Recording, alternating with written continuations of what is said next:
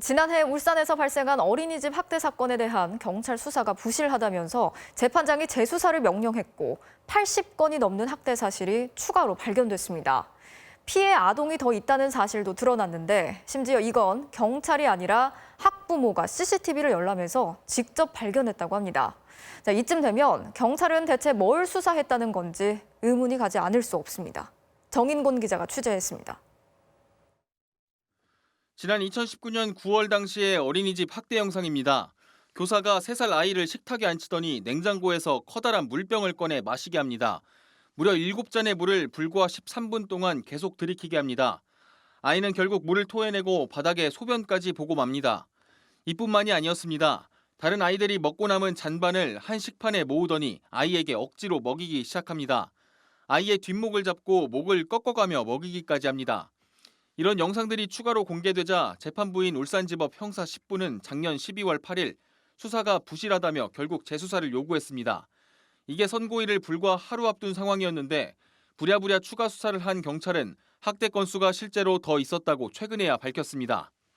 경찰의 재수사 결과 기존 22건이었던 학대 행위는 83건이 더 추가됐습니다. 이 모든 학대 행위가 단 35일간 벌어진 것들이었습니다. 그런데 경찰이 내놓은 결과는 여기까지였습니다.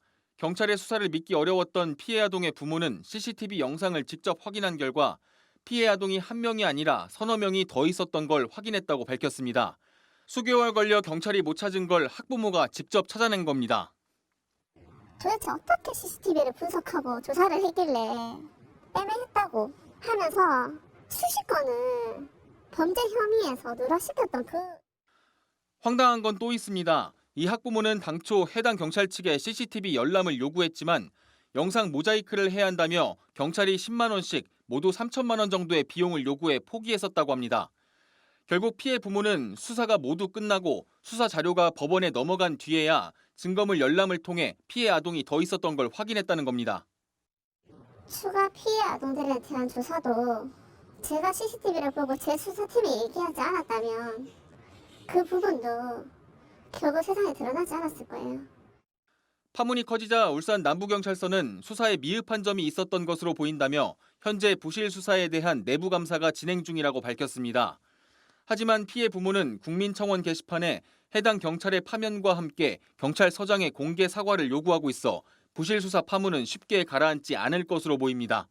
MBC 뉴스 정인곤입니다.